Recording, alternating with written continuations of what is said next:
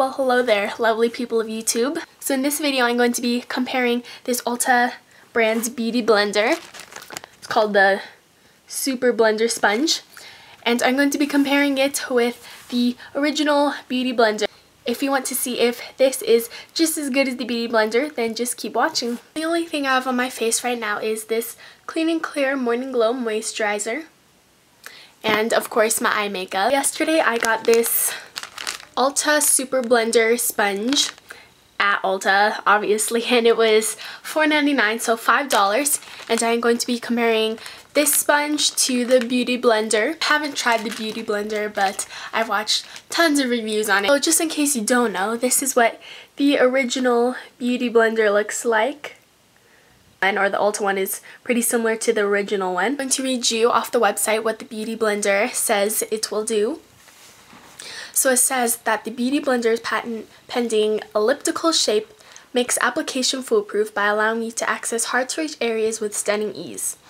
Its suede texture is sensual to the touch, and its unique curves fit the contours of your face, leaving your face makeup dazzling and undetectable. Now on the little Ulta bag on the back, I'm going to read you what this Super Blender Ulta Dupe Beauty Blender is supposed to do.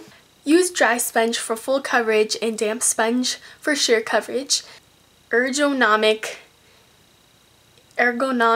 finger notches. This is the word that I was just trying to pronounce.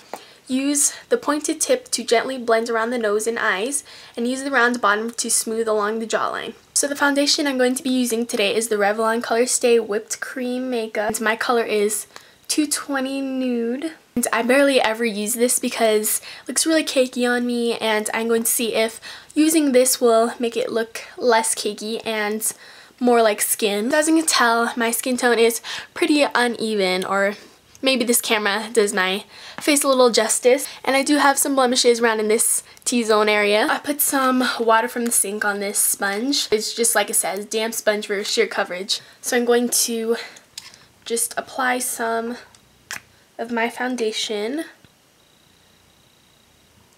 to the back of my hand. And now I'm just going to put my sponge in it and apply it. With the beauty blender, you're supposed to like bounce it on your skin. It is covering my blemishes really well.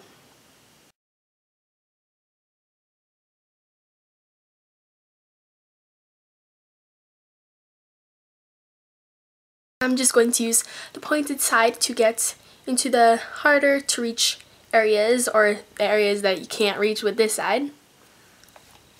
So that would be like under my eyes and areas just like this. So now I'm going to be doing a second layer, and in the first layer it was pretty sheer coverage, but it did cover like my blemishes and stuff. So just applying more foundation to the back of my hand, and I'm not going to damp it again.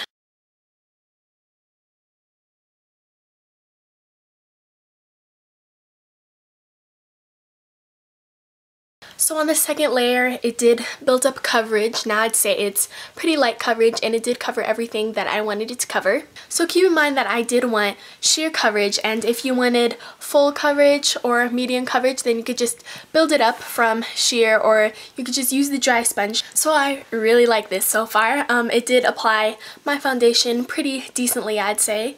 Pretty light coverage, and this is supposed to be a full coverage foundation, and it doesn't look cakey. So the pointed side did come in handy, got into all the areas that were hard to reach with this side. Is this as good as the beauty blender?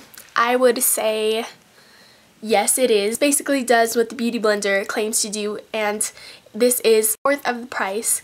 And it does the exact same thing, and this one has the little finger notches. So I'd say if you wanted the beauty blender but you don't want to pay $20, you could get this Ulta dupe for only $5, and it basically is the same thing. Hope you enjoyed watching. Hope this was informative enough, so maybe you'll pick up one of these Ulta sponges for yourself. Thank you for watching, and I will see you in my next video.